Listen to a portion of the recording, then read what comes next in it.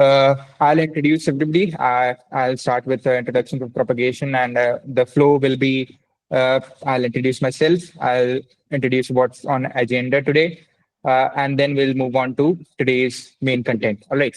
Hello, everybody. I hope you're doing good. I hope you're familiar with Google Meet. I am Yashraj Singh, founding member of Propagation team. We specialize in a bunch of courses, programs, specialized in space tech. We do very niche stuff so that you will not find the same kind of content on the internet, but the specialized content that we make, it's quite unique. We do workshops on Sundays, so this is free. Like, if for everybody, anybody can join. We'll get certificates for it if you fill the feedback form and you are quite active. Then, all right. Now I'll start with introductions of our today's esteemed guests. We have two very esteemed guests today, Dr. Priya Hassan and Amoli Kakkar ma'am. Amoli ma'am has come here before. Priya Hassan ma'am has just now joined, and she will be telling you a bunch of stuff about citizen science, a lot of stuff about uh, stuff related to space. Okay. Now I'll introduce you. Dr. Priya Hassan ma'am has done a bunch of work in educating people. She is an assistant professor of physics in Maulana Azad in National Urdu University. She has done a PhD in astronomy. She has done a postdoctoral research in France. She has accomplished a bunch of stuff. She has taught a lot of people related to space. So she is the apt person to tell you about space. Now, Amoli ma'am has also taught a bunch of people. She has extensive experience in citizen science projects. She has extensive experience. She is very passionate about telescopes. She is very passionate about a bunch of stuff related to space. I'll not waste much of your time. I'll start with Priya Hassan ma'am. She'll have the first part of the lecture. She will start with teaching you a bunch of stuff, and then we'll move on to Amoli ma'am. Priya ma'am, you can start. You can start. We should, yeah, go ahead from there. Ma'am, are you there? I think ma'am has some connection issues.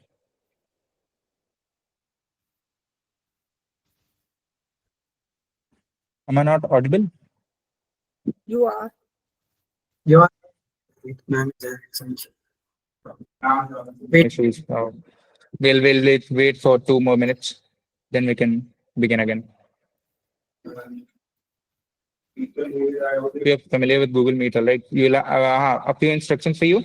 You'll have to type your questions in the chat box.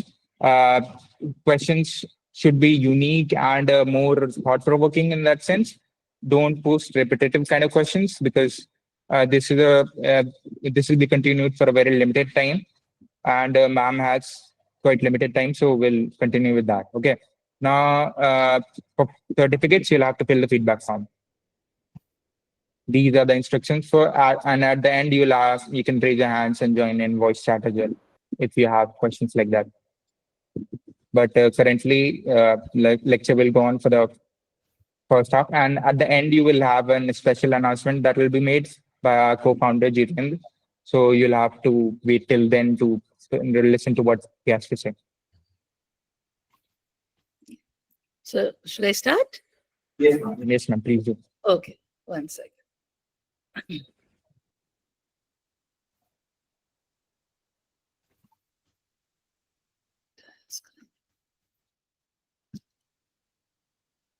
Yeah.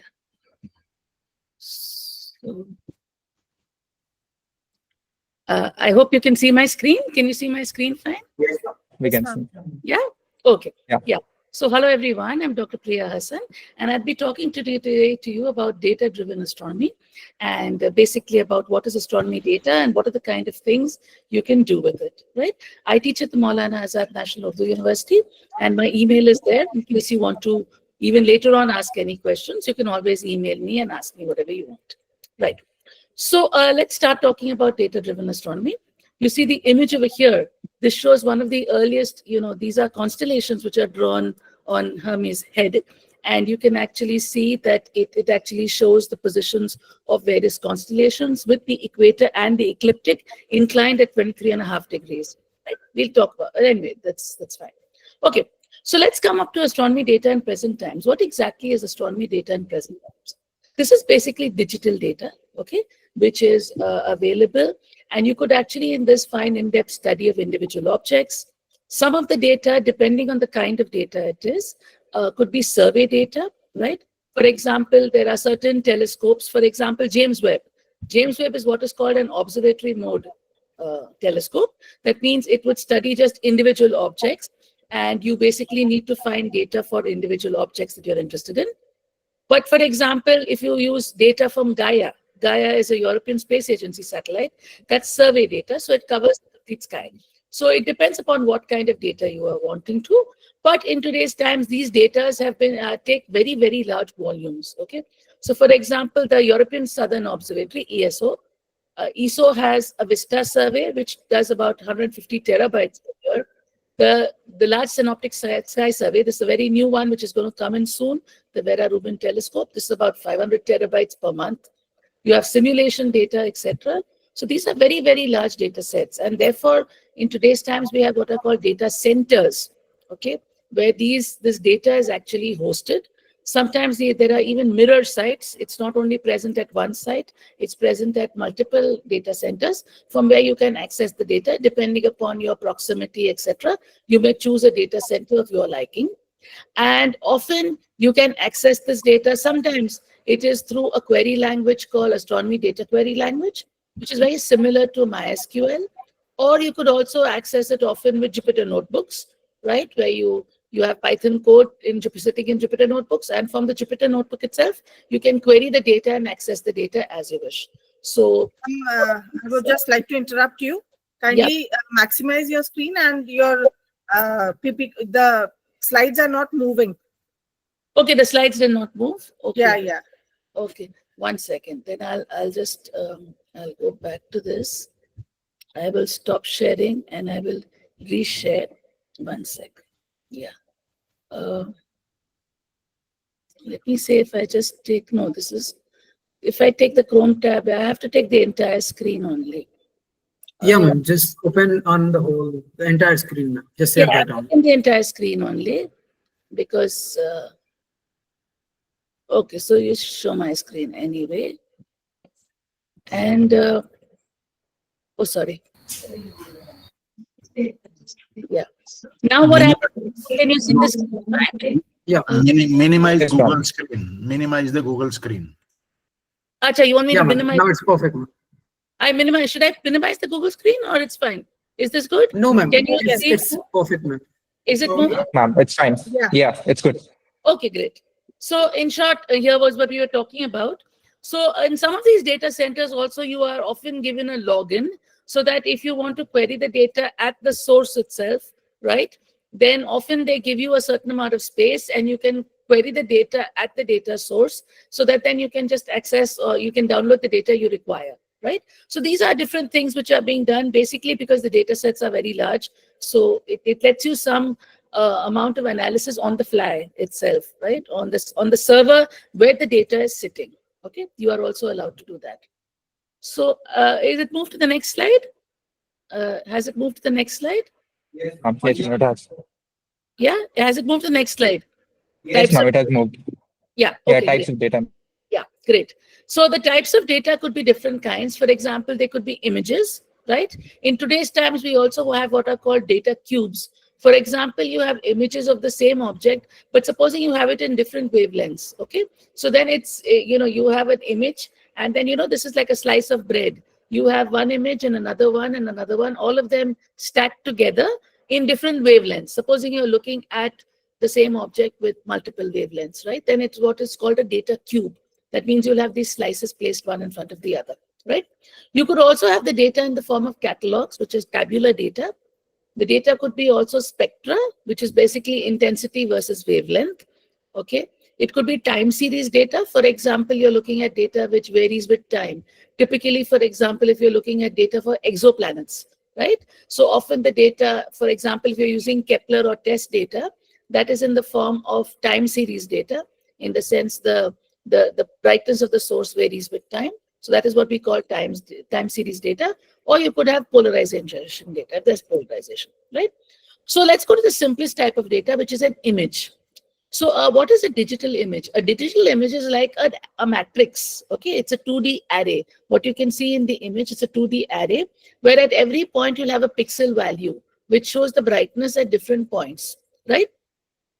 In astronomy, often we use filters. Okay, by filters, it means you only permit photons in a certain wavelength, right? Supposing you're using a blue filter or a whatever band filter, it gets defined about what is the wavelength, and there's a certain width which is also allowed, and within that you take it with filters. Okay, so often what we do is you may take the image in, say, in 3 filters, a red, blue, green, and you can combine them together to get what is called an RBG image.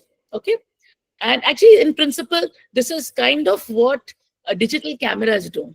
But digital cameras do a slightly different thing. Digital cameras, actually, I don't have that image over here, but digital cameras, what happens is all the pixels, right?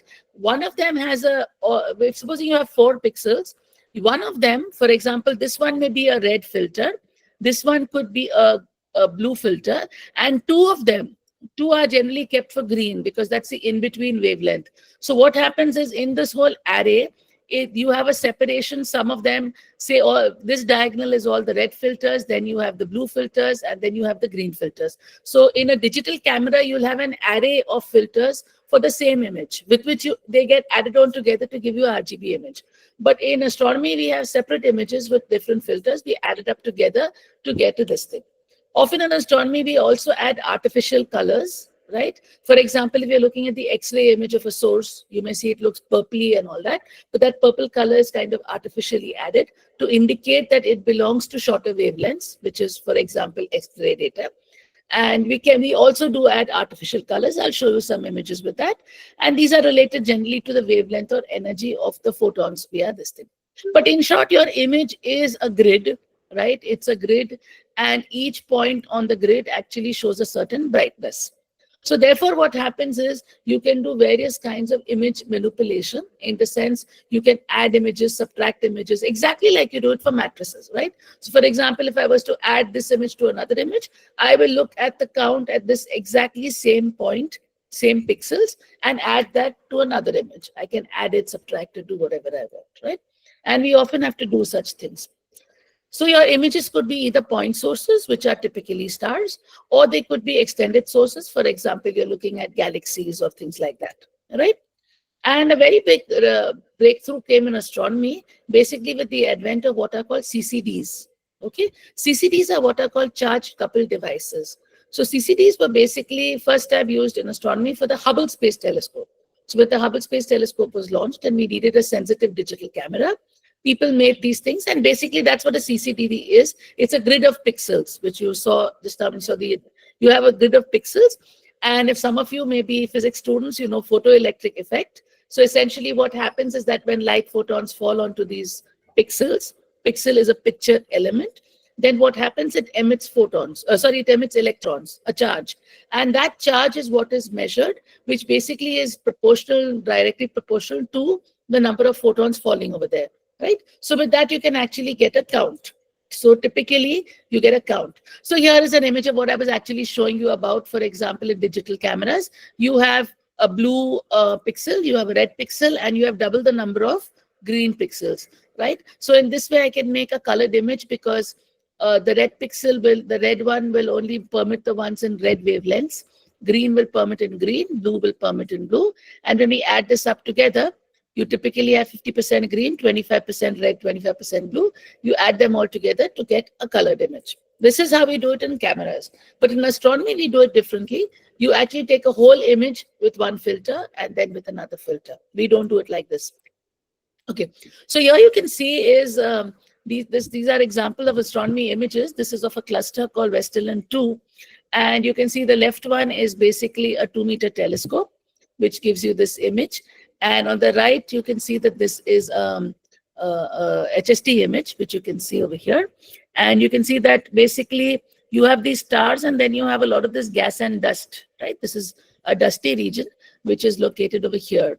And often, for example, we may add some color. So what we do is we take filters in succession, one after the other, create RGB images. And some of these colors over here are artificial colors, which are to accentuate the location of this dust, which you can see around over here. Okay. Now, also in astronomy, our images are in a certain format. You are familiar with what is called the JPEG format, or the PNG format, or the GIF format. These are formats which we normally use for images. But in astronomy, we have a different format, which is called the Flexible Image Transport System, or the FITS format. Okay, this is a certain format in which we store astronomy images. So you have the pixel counts, right? So those are multi-dimensional arrays. And along with that, you also have what are called header files, which actually give you data about the image. For example, you'll have the image, and along with that, you'll have a header file, which will tell you where was the image taken from, and which telescope, what were the RA decks, what were the exposure times, what were the filters, various parameters like that will be there in the header file. So all this thing is kind of packaged together so that the file is one FITS file, which has not only the two-dimensional array, but it also has the basic image data about the images, okay, which are, like I said, the telescope, exposure, time, filter, etc., all kinds of things like that. Okay, so like I already mentioned this to you, that in principle, therefore, an image is like a matrix, okay? At each point, you have a count, you have a number at each point, and that is the grid, which is the image, right? A digital image is just this 2D array with numbers in it, okay? So it's like a matrix. And like I said, that because it's like a matrix, you can do various arithmetic operations on it. You can add, you can subtract, you can do various things. And that is what is required, because in astronomy, we do a lot of image processing, right? A certain image can be improved if you do some kind of processing on it, okay? It shows its features better. Like, for example, look at this. Here I have an image which you can see brightness. This is the same image. All these three are the same images. Okay, but this is again that same cluster Westerlin 2, which I showed you earlier. But what we do is, for example, here I can scale the image. Now, in our normal, if you have a 16-bit machine, then you'll have 2 power ranges of brightness you can have. That is the numbers which can be there on each of the pixels. It can be 1 to the number 65536. Okay, so so this is my image which has some number every here. Okay, if you have the same numbers, then when you look at the image, it could look like this, where you cannot see the sources, right? The center image, what we do is we look for the range. We look for the range in which we have our counts. So here again, this is linear scaling, right? But I know that my counts are lying somewhere between 4572 and 6002. So I rescale. That means I keep a X min and I keep an X max, and then I get my image and it gives me this, right? I can further improve my image. By each count, I square the value. Okay, so here this is what we call a square scaling. It is from the same range 4572 to 6002, but here we've just squared the values at each of the pixels. So in this way, you can see that the same image, all three are the same image.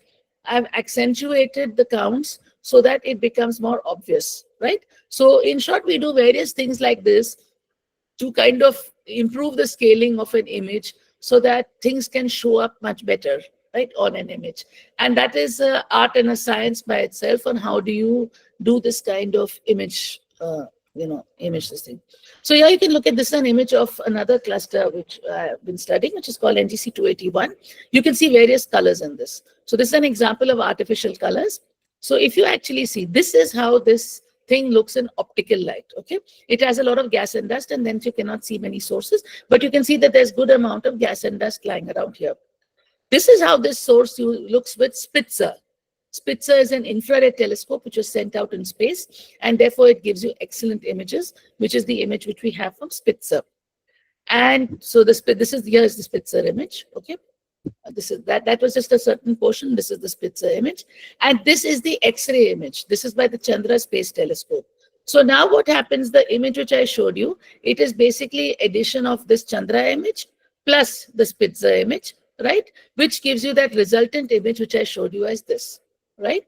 So here you can see these purple dots are coming from the Chandra part. This part, this is the,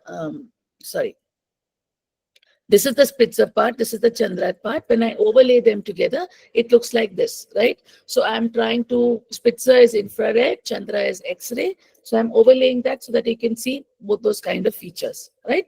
So that gives you this kind of an image. So sometimes when astronomy images look like super colorful, they look a bit too bright and too this thing. Often in that case, some of it could be artificial colors. Like for example, the purple put over here is totally artificial. The X-ray image, we are just showing you that is to show you that that's the X-ray part, which is the shorter wavelength part, which is the violet part. And some of the even infrared part is over accentuated to show you. But basically, this shows you the location of the dust, right? So you can see the location of the dust lanes. You can see, often you see in these things, you actually have stars sitting over here in the heads of these pillars. These are called the pillars. So they actually sit on these things, and they are, they are part of the feature. These are basically shock waves and all, which produce this. Okay. So a whole deal in astronomy, which is on image processing, on how do you actually look at images and how do you process them, right? Let's move to the next kind of data, which is spectra. Like I told you, spectra is intensity versus wavelength. The very important thing about spectra, so it basically gives you the energy distribution in different wavelengths. Okay, so you can see what is the contribution of light in different wavelengths. Now, spectra are very, very important in astronomy because spectra are like fingerprints. Okay, certain elements, rather all elements, give spectral lines in given wavelengths. Okay, so for example, if this is the spectra, I can see the light coming from a source, and I can see that there are these black lines coming over here. Black lines basically mean is this. There's a dip in the brightness at certain characteristic wavelengths. Okay, certain wavelengths I have a dip in the brightness, and this specifically happens because of certain chemical elements, right? And therefore, what happens is when we do spectroscopy, we identify which are these. Either it could be a black line or it could be a white line. It could be absorption or emission, right? And accordingly, we can identify the chemical element which causes this, right? And therefore, you can actually, it tells you directly the chemistry of your source. For example, this, whichever is your source of light, it's telling you whether there's oxygen over there or hydrogen over there or calcium or magnesium. You can directly get the chemical composition from the spectral lines. Not only that, from the shape of the spectral lines, you can get various other parameters of your source. For example, you can get the temperature of the source because the spectral line gets broadened because of heating. You could be you could even get the abundance of the source because the depth of the spectral line will actually tell you how much of that chemical element is present. Right? For example, whether calcium is there or potassium is there, whatever is there.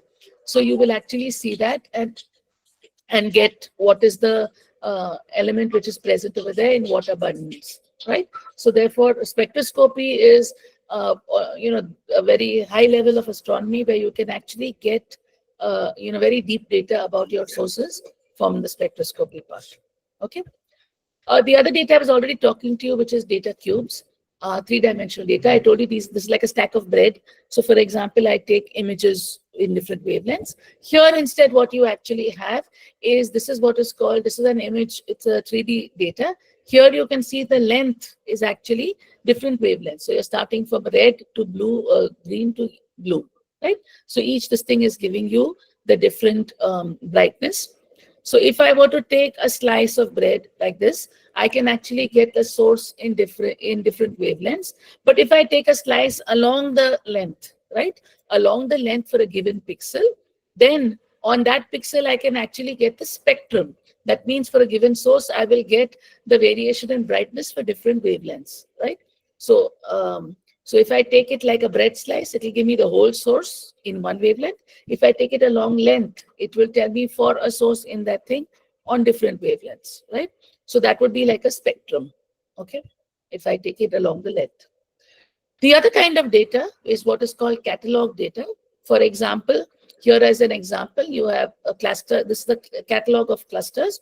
So you have the name of the cluster, you have its coordinates, that is the right ascension, the declination, the galactic longitude, the galactic latitude, its size, number of stars, various parameters, right? So this is catalog data. It could be in the form of a table. So then when you have tabular data, obviously you have to handle it in a different way. And there are different resources which we use to handle tabular data. Time series data I already spoke to you about. For example, we're looking for exoplanets, right? Or you're looking at variable stars, stars which are varying in their brightness. You may have the brightness of the star at different time periods, right? So these are the different time periods, their brightness, and you may plot it, right? And then do various things with it. There are various tools which are used to handle astronomy data. For example, to look at images, there is a tool called DS9. DS9 stands for Deep Space Nine. If you Google it, all these are free. You can actually do a DS9 download, and you can download a DS9. Similarly, to look at catalogs, there's another source which is called TopCat. TopCat is also freely downloadable. You can do TopCat download and download it. The programming language typically used in today's times are Python. And Python, you know, has all its modules and libraries. And therefore, with the use of those things, you can handle the data very well. Okay. But obviously, they're not to be used as black boxes. You can, understand how they work and accordingly do it. Metadata is the data which is present along with the data, like I told you, which has the telescope, exposure time, stuff like that. But that is also a very important component of your data, right? That is the details about the data. Where is it from? What is it about? What is the details about it? Now, in astronomy, since there are so many sources, there have always been what are called astronomy archives. Astronomy archive is nothing but an organized systematic informational sky, and you call it an astronomy archive. Today, like I told you, astronomy archives can be huge. Okay, they're terabytes, petabytes in size, huge in size. The earliest archives were, for example, Hipparchus had his archive, which was only 850 stars, but these were naked eye stars, which you could see with your eyes. And then you had Tycho Brahe also had his, and the first example of the use of archival data for doing science is basically Kepler. What Kepler did, he's actually used Tycho Brahe's data, and with that he derived what we call Kepler's laws in today's times. And that's a perfect example of how astronomy archival data can be used to actually derive things, right? Then there are many more catalogs which have been there, which actually give you data. One of the most used catalogs is what is called the Palomar Sky Survey. You can actually use Google it and find it. It's called, and then what happens is this was earlier done in the 1950s, okay, on photographic plates. These are huge glass plates, which you can see in the image over here. And then what was done in the 90s, these were all digitized, okay? And now we have the whole survey in what is called the DPOS survey, which is the Digital Palomar Sky Survey, and which is available online. You can easily find it. It's freely available for everyone, and that's the DPOS survey. Now with digital data, we have the CCDs, which we already spoke about. The CCDs, we use it in a region which has linear response. And then there is a lot of citizen science projects which can be used with a lot of these data. So Amoli will be talking after me. She'll be talking to you about some citizen science projects where basically you access this data and you can actually get results. And citizen science projects are very interesting because these are typically done by citizens, in the sense non-professional astronomers, but they can actually use it to derive very important parameters. And specifically, astronomy is a very unique field because the number of sources we have is so large compared to the number of professional astronomers, that citizens actually contribute very strongly to the development of the subject. If you see, a lot of contributions often are made by amateur astronomers or citizen scientists, which is being done in these projects. So Amoli will talk to you about that later. So I already spoke to you about CCDs, and CCDs is basically, we won't talk about much, but like I told you, they are the sources which basically give you this digital data in the form of that grid. Advantage of CCDs is we use it in the linear scale. They have a very good quantum efficiency.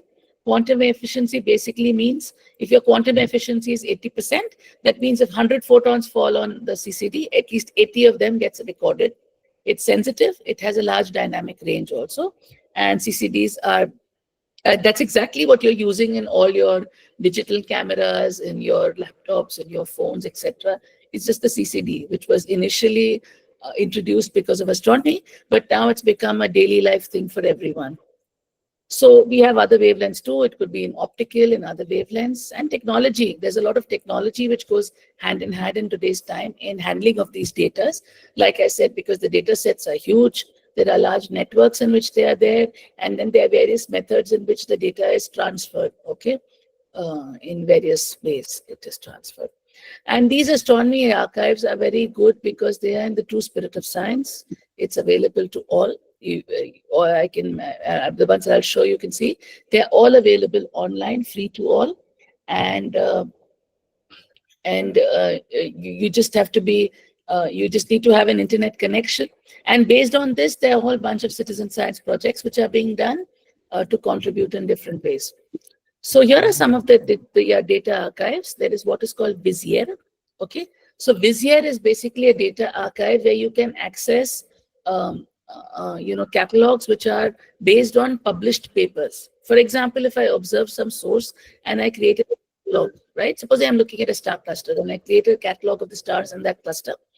Vizier, I can upload my catalog to Vizier so that people who would like to look at my catalog or analyze that data or do something with it, they can access that catalog directly from Vizier.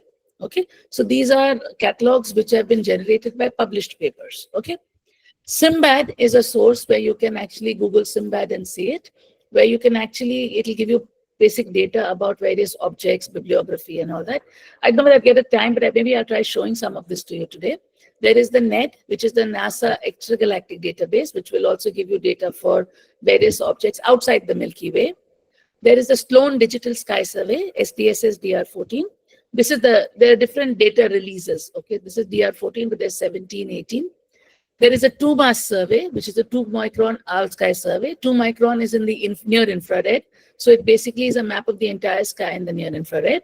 ESO, the European Southern Observatory, has its own data archive, which basically is for their telescopes. MUST is the Multi-Mission Archive at Space Telescope Science Institute. So that has data of the Hubble Space Telescope, of the James Webb Telescope, of Kepler, of TESS, of GALEX, of various space missions, okay, of NASA. And then there's the IPAC, which is also for NASA's infrared submillimeter, and the Hubble. There are various data archives, right? You can, depending upon your purpose, you may use the archive of your choice. So this is the Hubble multi-mission archive, where, like I told you, you'll have data for Hubble, James Webb, TESS, Kepler, etc.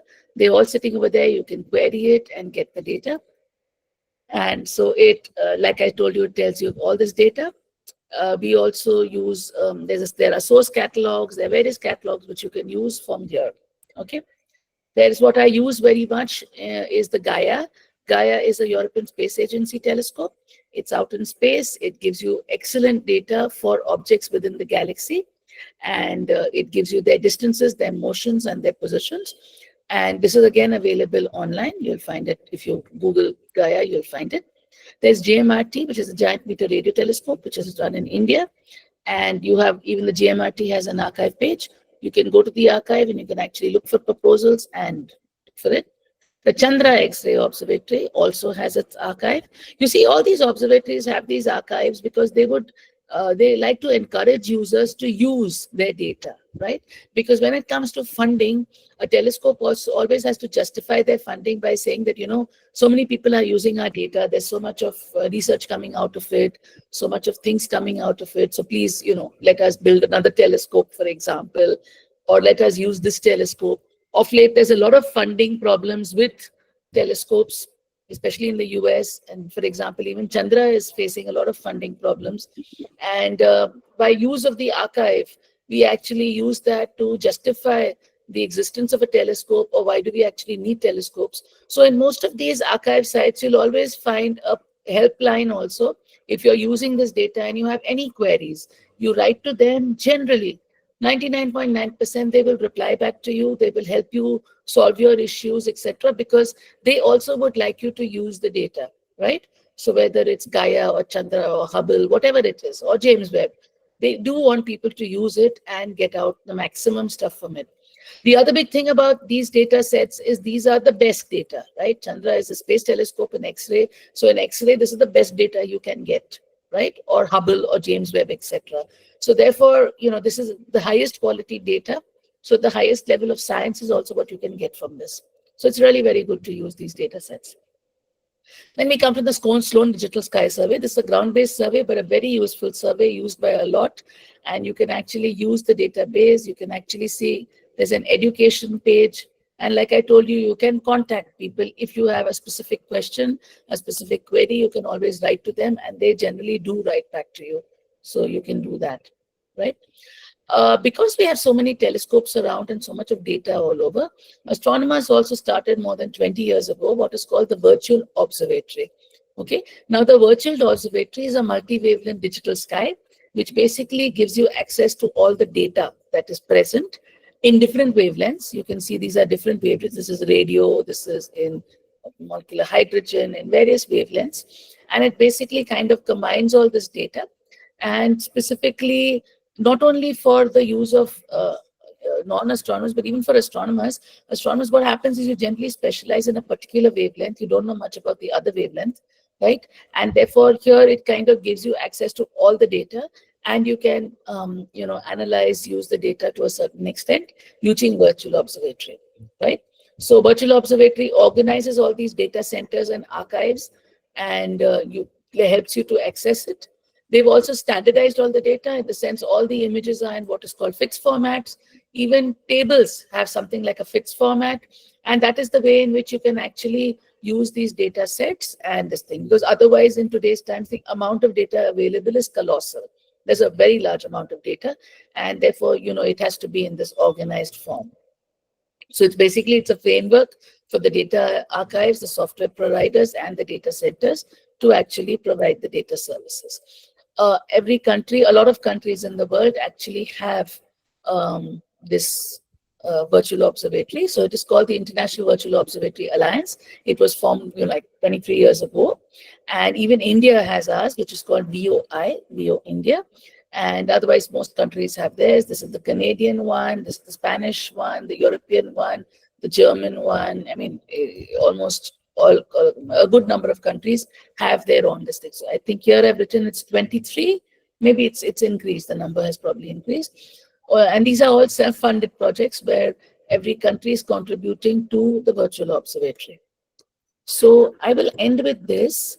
I hope it made things clear, and I would like to now.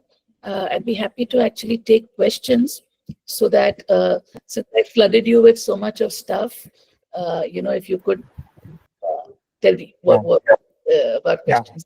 This is extensive amount of information, ma'am. This is great. I learned a lot of stuff.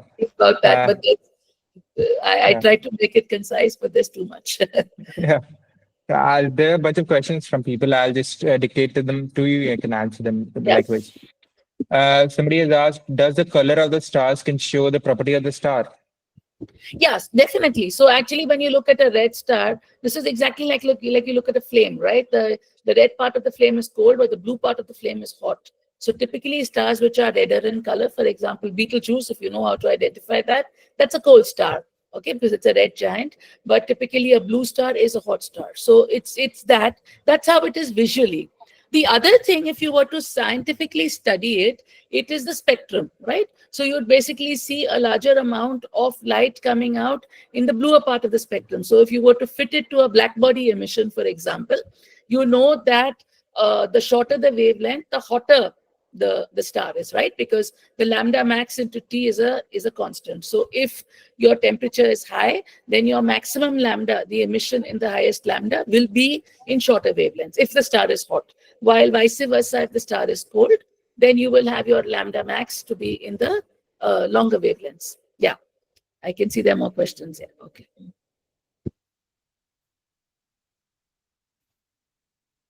Yeah. The next one says, how can spectral data be effectively integrated with catalog and time series data to improve pattern recognition or anomaly detection?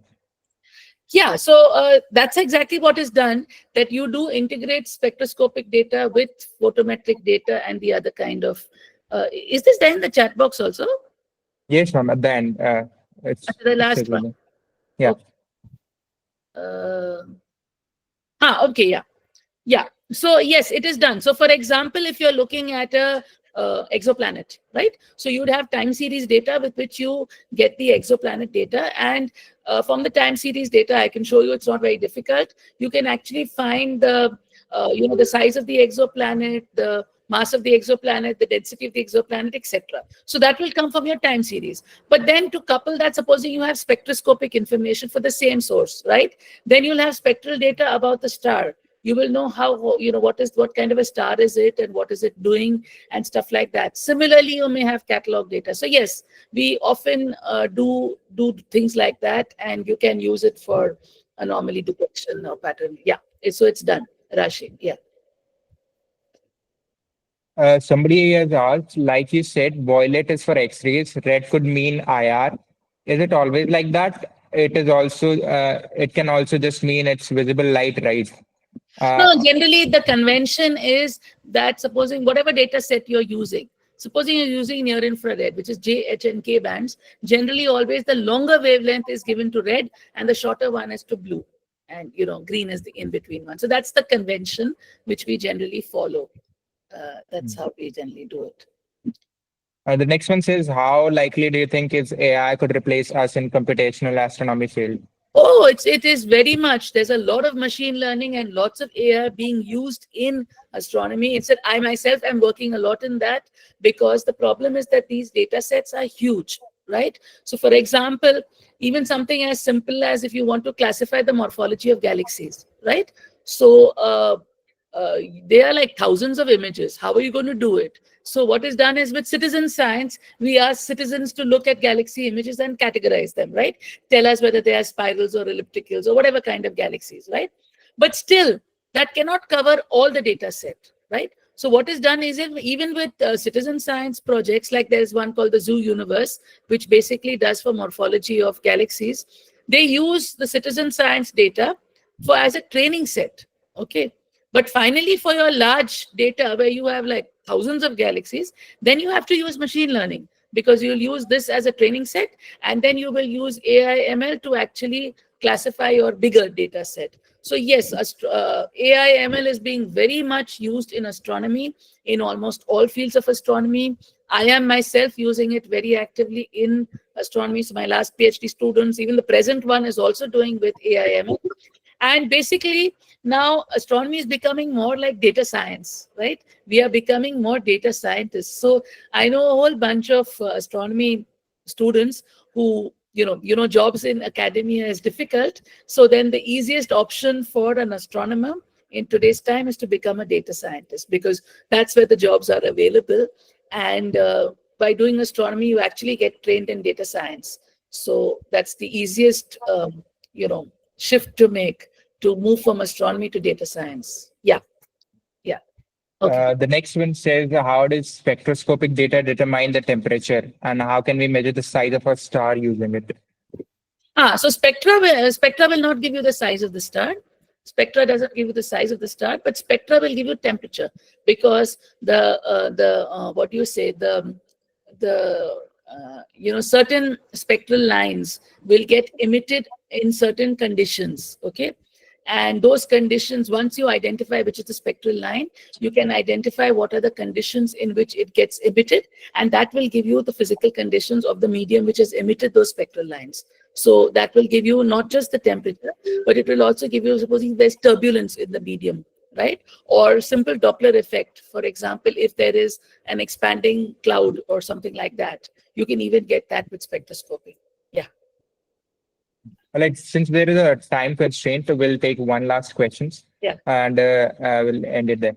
What is the most effective way to visualize and communicate astronomical data to the public? Oh, that's a difficult question. Yeah, images are obviously the easiest, because you see, picture speaks more than words.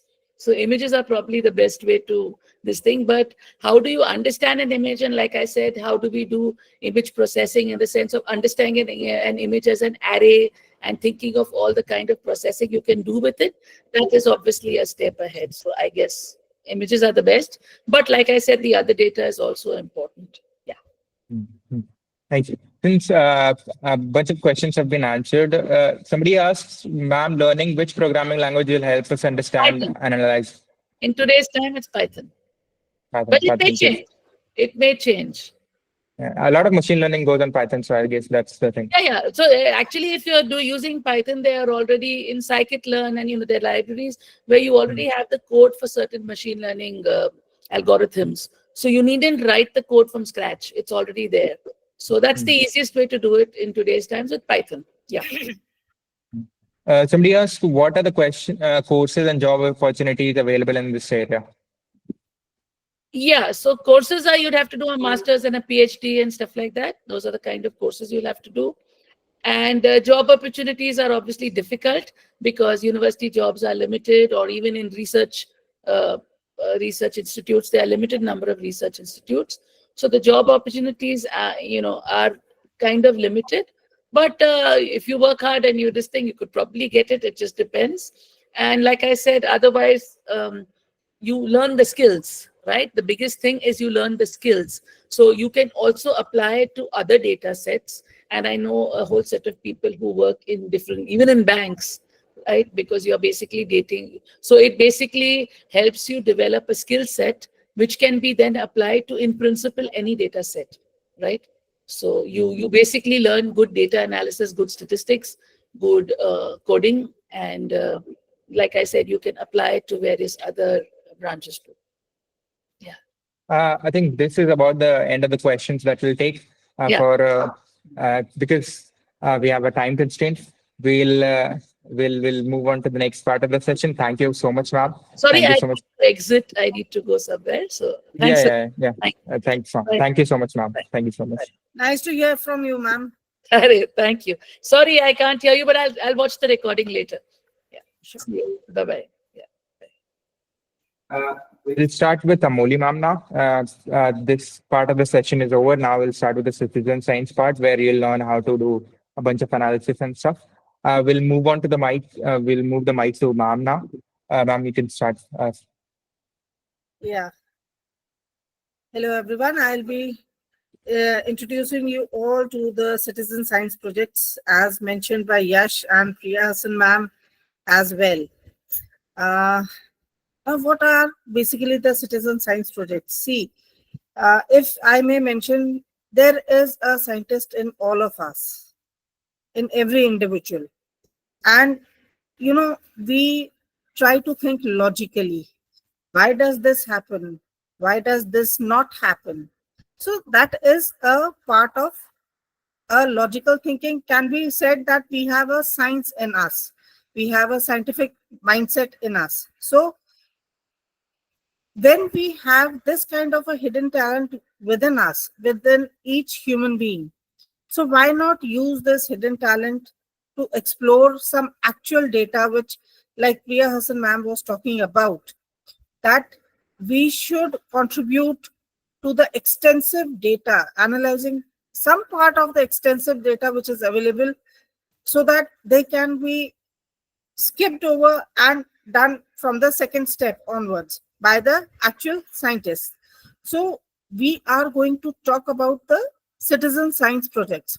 And these projects, let me mention, these projects can be done sitting at home, or while traveling, or even while watching your television. If you are having a good internet connection, if you are having a mobile, if you are having a laptop, anything can work. The mobile or a laptop, you can do the citizen science projects on any of these things, right?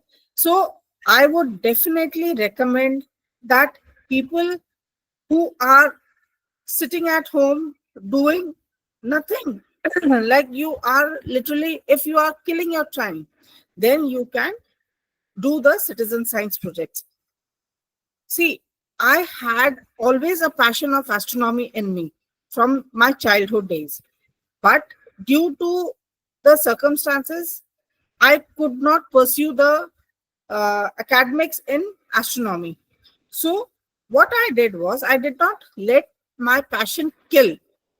What I did was, I tried to connect with people where I could get involved in some little kind of astronomy, which would at least curb my the interest which I had for astronomy.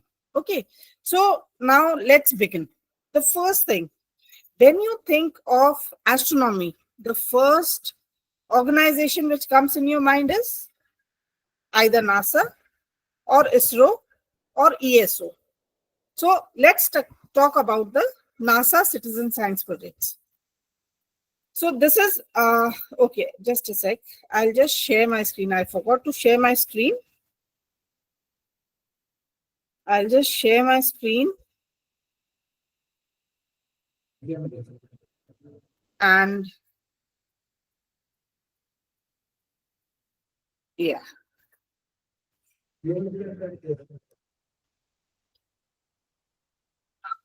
So are you able to see my screen, right? Yes, ma'am, we are able to see. Okay, thank you. So this is the website of NASA, and it's an official website, definitely. And I have come to the website saying I wanted to go to the citizen science page, where if you scroll down, you can see many of the projects. If I want to minimize this, can I minimize this? Okay.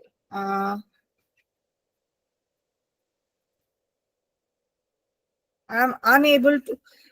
Can anyone help me? I just wanted to move this on one side. Okay, yeah, it's done. So if you see in this page over here, many projects like the ozone where we live, space cloud watch, galaxy zoo, as Priya Hassan ma'am mentioned, exo asteroids, cloud spotting on Mars. So these are the different projects on which we can work upon. If I click on the website of exo asteroids, it will take me to a project on the platform of Zooniverse where I can start searching for the exo asteroids. And see, when I click on exo asteroids launch, there are a number of things which are available here. Like if I say that I don't know how to actually do the project, so you need not worry about that. You have the tutorial part. First, you can go through the tutorial, each and every slide, and then learn from it and then get started. Okay, so every Zooniverse project has a tutorial. Like if I go to one more asteroid project on NASA website is the active asteroids. And it's a really simple project where you just have to click OK and done. Yes, no, or done. Yes or no and done. Simple. It is not time taking. It is not very extensive. There are some projects which are really extensive and for which you actually need to go through the tutorials properly. And even if you are not able to understand from the tutorial, you have the option of the field guide. This option, the field guide option. Here you can find more explanations of what kind of object you are looking for and what actually you need to find, right? So these are some of the projects on the NASA website of citizen science. See, these you can, a very popular project called as Daily Minor Planet. This searches for the asteroids which are moving, and I will explain this to you in detail in a different format, which is the IASC campaign or the International Astronomical Search Campaign. This project, this detective, it is a project where we are trying to find the new solar systems, where we are trying to find the new protoplanetary disks, right? Here, if I may tell you, this is a project where this project is available now in Hindi also, and it has been translated by me. I have translated this project in Hindi. A complete Hindi version is also available. You have the tutorial also in Hindi, you have the task in Hindi, you have the results in Hindi, everything. You have everything in Hindi. If you want to read what is there about the project, you can read. And mind you, all these things are available in all the projects. Like if I change the language and try to explain you, if I go to about, classify, talk, collect, recent, you have the choice of reading and researching about the project thoroughly. So this is the whole thing what the disk detective does. So each and every project has a complete detail. You can learn about the project. You can find out what they are actually trying to do, what they are actually trying to find out, where do they get the images from, and how often do they publish the results. And results are also published in the form of that you get the recognition. Like if I go to the results part of this detective, over here you can see that the results, these results have been given by a number of persons. This is the first time that the disk detective results have been declared. Okay. Now, if I go back to the most interesting project which I have been doing, that is the IASC search, or the International Astronomical Search Campaign. Okay. This campaign tells me how do I find asteroids. Can you see this image? In this image, this red name is moving along with a black object. This object is actually an asteroid. And to find out an asteroid, what you basically need is a Windows laptop and a good internet connection. That's it. Obviously, your dedication and time. So the first thing which we do is we click on Astrometrica setup and download and install it in our system. Okay. After that, when we have installed and when we have registered for the campaign in IASC, what happens is the IASC sends us some kinds of data. Before sending the data, they send us the mail and the password by which we can log in into the campaign. Like if I may show you, there are n number of campaigns going on around this month, right? So here you can register your team. After that, when I have installed my software, if I go to the International Asteroid Campaign where my team is registered, I will show you how they get the data in the form of images, obviously in the form of fit files. And these fit files, as Priya ma'am told you, these fit files are available to us in the zipped format.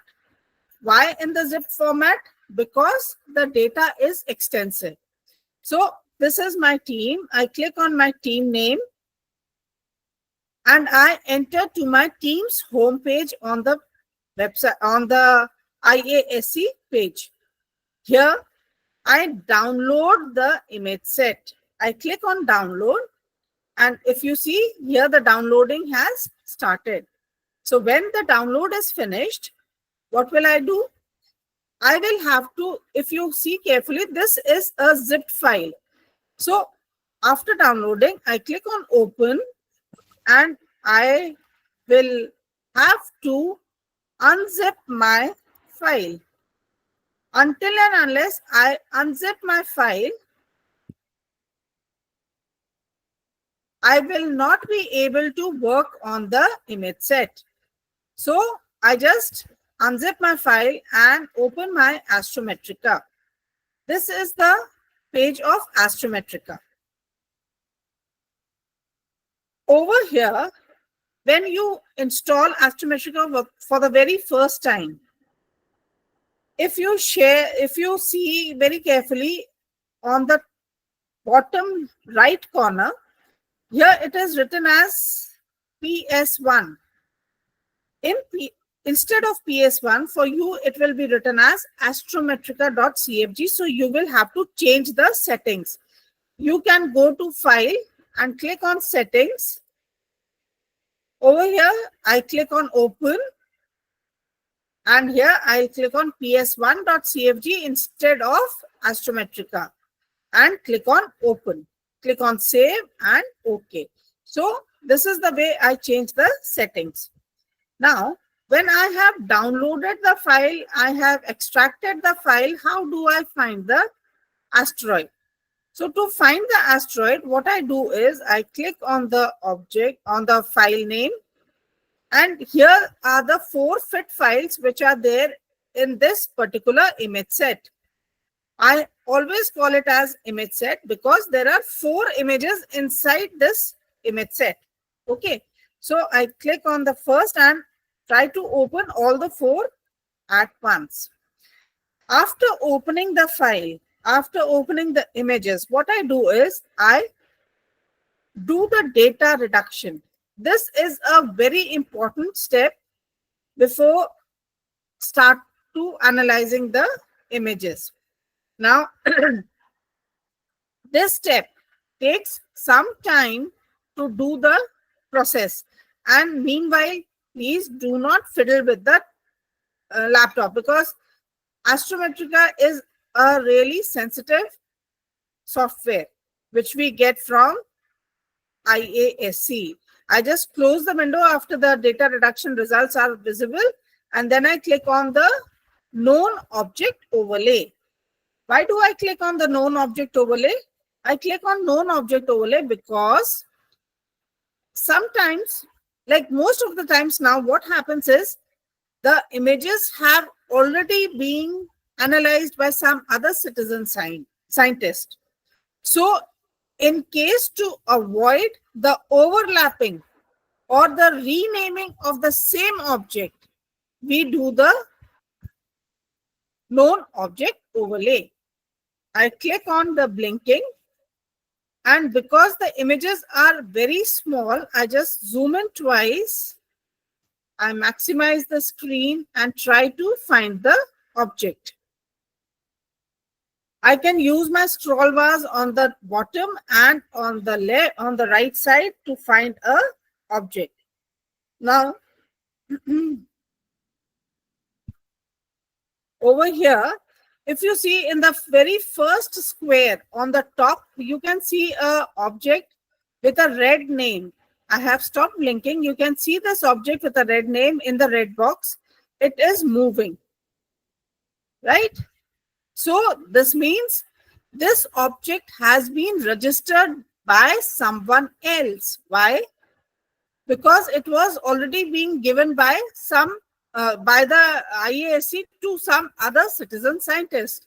So it has been registered, but you actually need to register it again to reconfirm that yes, I was also able to see this object. So how do I do that? You just click on the object and click on the 3 dots over here, object designation part. I click over here. See, I'm not going in too much detail, but I'm just giving you an overview. How do we analyze this? I click on accept, and then again, I do the same thing for all the 3 images because there are 4 images in one image set. So I do it for all the 3 images because it's visible in 3 images only, this particular object. And remember one thing, if you find a new object, you have to register it in at least 3 images, not in 2, because IAC doesn't accept if the result which we send them is there only in 2 images. So I have already registered a known object. This is a known object. And now if you see carefully, this object is accompanying by the name in blue also because I have re-registered this object. Okay, so I try to find some more objects. And to find some more objects, I'll have to scan the images. Okay. I don't find anything here. I just scroll down. In the second row, I again don't find anything. Okay. So I move here to the left. Over here also, I do not find the moving object. Yeah. So I'm trying to find a new object so that I can show you how to register a new object. But fortunately, I find one more known object in the first image. So I click on this 3 dots and I click on OK without making any changes and accept. I move to the next image. The object is again visible and OK.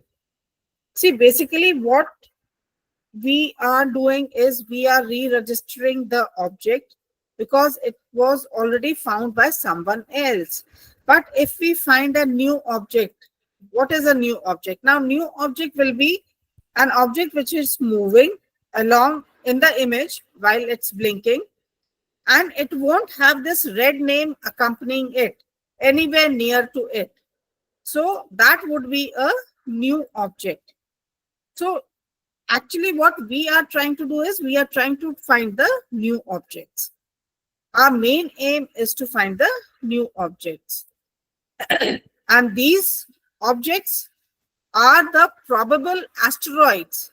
These objects will be named as asteroids by the discoverer. I go to the last row.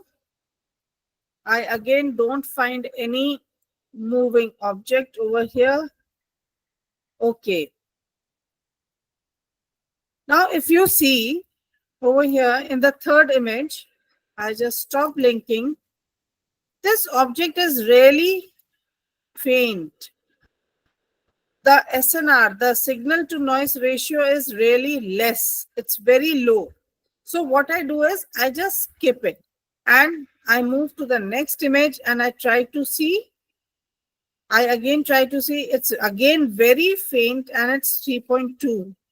I again try to skip it and move to the next. Yeah, I should register it because it is, though it's faint, but it is there. It's somewhere here. Yes. So you have to be very, very vigilant while finding the object. You have to be very sharp while finding the object. See, the object is so faint. It's just a hazy part which is visible.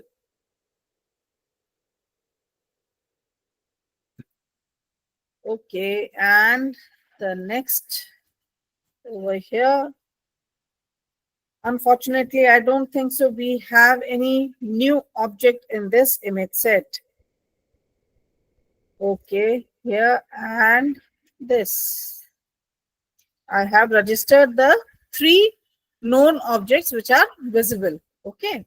Now, what to do when I have already registered the known objects and I don't find the new object? Definitely, you are not finding the new object. It's not a good sign for people like us who are extensively trying to find the new objects. But no problem. What I do is,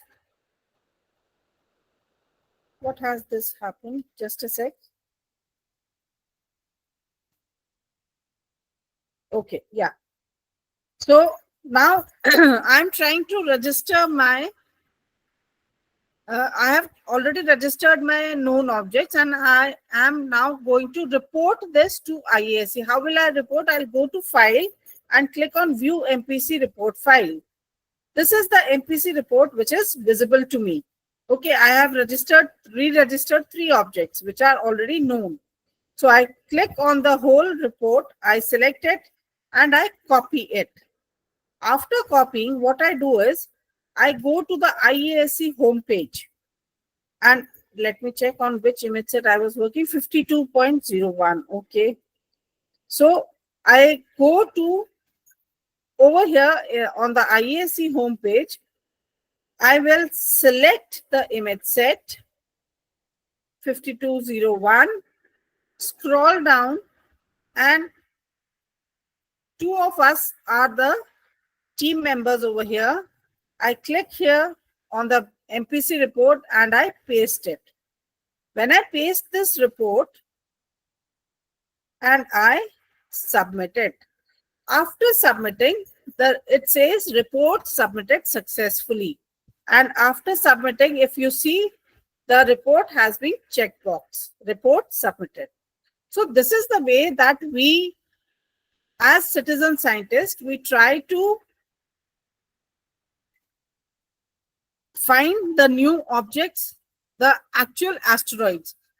What actually makes me do this kind of a project more is because we are actually trying to find the object moving in the image. But in what happens is in the NASA citizen science projects is that when you are doing the projects like active asteroids, what are you doing? You are just clicking on yes and no button and doing and mentioning it as done. Definitely, it also is a part of science and we have to analyze this kind of data also. But the science and the time and the exercise which we do in finding the asteroids in the IAC campaign is much more. And this actually, I love to do that kind of a work. Definitely, this work over here in the active asteroid part is also not bad. I love to do that also. But I would prefer IASC, according to me. But for small kids or some elderly people, even the elderly people can do this. Your grandparents are sitting at home and just looking at the phone, they are looking at the TV, they can be registered in the Zooniverse platform and they can do this kind of stuff. Okay, I'll show you one more project on the NASA citizen science part, which is the Galaxy Zoo, as Priya ma'am had already mentioned. If you see this project, what we are going to do is we are trying to analyze the images of the galaxy. Here there are 2 galaxy images. Here we have the criteria of smooth, featured or disks, or star artifact or a bad zoom. So if you don't understand from this kind of an image, you can always go to the tutorial part, or you can always go to the field guide part. Sorry, I'll just close it and then go to the field guide part. So every part is explained properly. For each and every image, you can look at the tutorial or you can look at the field guide part. So there won't be any mistake. And in case you are still doubtful, there is an option of done and talk. I just click on anything and next, and I can click on any of these. It's just an example, and I click on done and talk.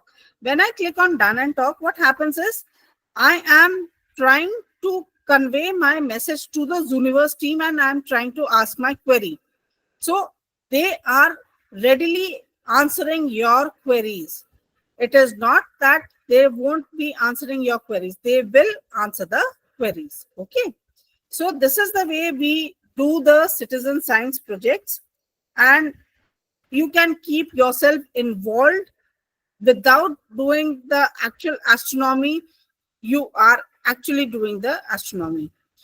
We are not doing the technical part, but yes, we are doing the first step to help our scientists analyze the data. Okay, so this is the way I do, or I would recommend all of you to do the citizen science projects, at least. Yeah, thank you. Thank you, ma'am. Thank you so much. Thank you so much for the inspiring stuff. I'll start contributing to the citizen science projects too, since I've got so much info about them. Now we conclude about the questions that we have. If somebody has any questions, we can take them quickly uh, because we are exceeding our time limits. Does anybody have any questions? You can raise your hands. We'll help you unmute your mic. Does And ISRO provide any such projects? I don't think so. ISRO has yet provided any kind of such projects. But yes, there is an organization in Pune which is doing the citizen science projects. They are, yes. PKC. nice. Nice. I don't think so. People have okay, somebody else. Ma'am, what exactly are image sets? Are they frames in the consecutive time instance of the same field of view? Yeah, actually, they are a particular part of the sky is chosen to click the images, and that particular part of sky is being clicked by the Pan-STARRS telescope in the Hawaii, from where we get the images from to the IAC. And the images are taken at an interval of 1 hour to 1.5 hours. I suppose. No. Sorry, I'm sorry. It's about 15 minutes interval. Okay, and that 15-minute, after every 15-minute interval, they try to click the same part of the sky so that we can see if any object is moving in that particular area. Somebody has asked about his career beginning as how to start as a space researcher at a beginner level. For a space research at a beginner level, see, first of all, as Priya Hassan ma'am had already told you, that you need to have an MSc or a PhD in a particular stream of science, or in a particular basically astrophysics or something, because space research is mostly astrophysics.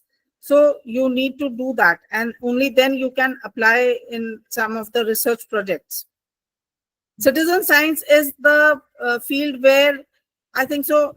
I'm not a astronomy literate, but still I am doing the astronomy part. How? Because I am learning from the tutorials. I am listening to the experts in the field. I am reading the books. Only by doing so, I am able to do the citizen science projects. But definitely, if you really want to go into the field of space research, you have to have the inclination towards astronomy, and you have to look out for the PhDs, or you need to follow that path. Nice. Nice. I hope most of the questions have been answered about this. We'll start with the conclusions of today's event. Thank you so much, ma'am. We are very fortunate to have you personally and for propagation as well. So we'll start with the conclusions. I'll now like to call upon my friend and my co-founder, Jitendra, to tell you more about the projects that we are starting and more about winter schools. People have had a bunch of questions about winter school and about writing research papers. Uh, we will let you know on what we have to do, what you have to do. I'll now like to call upon Jitendra. Can you take on the mic? Everyone, am I audible? Yeah. Okay. Okay, everyone. So first of all, tell me, like, how was the session? Everyone, just tell me in the chat box. Like, I really just want to listen from you people. I just want to know that. Okay. So lots of people are answering that. Okay. So before going ahead to the going to we did target before few months only, and we just target for some of the things, like we just wanted to do something in the space science.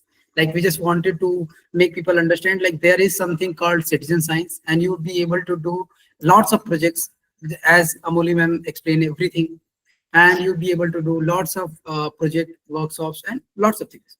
And that's why we just designed this basically a startup called the Propagation.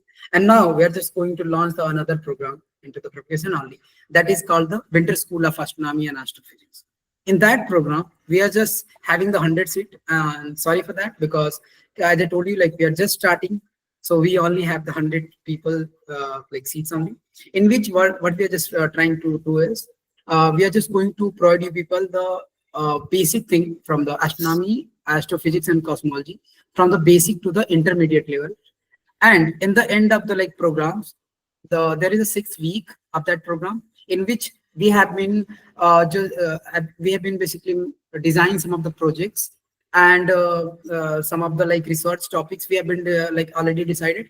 And we have been designing this whole program in such way you all people going to get a signed guide, and those guide would be going to like basically personally guide you, like how you'd be able to write any research paper and how you'd be able to like do any projects and all.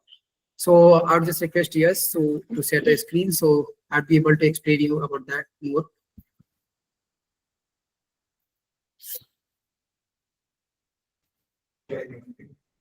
Just share the like page one. Okay, so basically this program completely designed for those people who are interested in the space science, like astronomy and astrophysics, but they just don't know like how to start that. Okay, so just scroll down. We have been designed the whole program into the 5 week only, and 6 week program is all about the basically projects one and the research paper one. Okay, so in the first week it would be all about the like basic astronomy and astrophysics. Okay, just open the syllabus part. Yeah, here you people can see like we have been designed in such way like first one would be the like astronomy and astrophysics part, then we'll go for the like cosmology, which is way more theoretical only. But in the end of 5th week you'd be able to do some of the projects. Okay, so that much like a relatable way, or you can say the easier way we have been like designed it.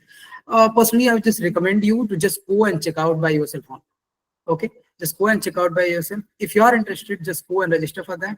It is just going to be not going to be any like course type of program for the like 2 or 3 weeks. It's completely for 2 months and half, 2.5 month program. So if you are interested, just go and check it out by yourself only. And if you are interested, just go and register now. Okay, Priya. So that's all from my side about the like winter school. If anyone having any doubt, just mail us. We'll be also going to provide you people the WhatsApp link. Yeah. If you have any doubt, you can just simply mail us or just type us and any of our socials. Okay. This simply marks the end of our program. We are very grateful to our mentors, especially to Amoli ma'am. She has guided us through a long journey. She has taught us how to do a bunch of stuff. Now we'll just mark you, tell you a few instructions about it. For the feedback forms for people who are interested in getting the certificate, you'll get it via the mail. Like, do we provide free certification courses? Basically, these are not the certification courses. Basically, these are workshops as you people are attending right now. So most of the workshops are completely free on the application. Nice. So yeah, that's that's the crux of it. If you have any questions, please do mail us. And do register in Winter School program. We'll see you there. Right. This marks the end. We'll end the call right here. And yeah, one last thing.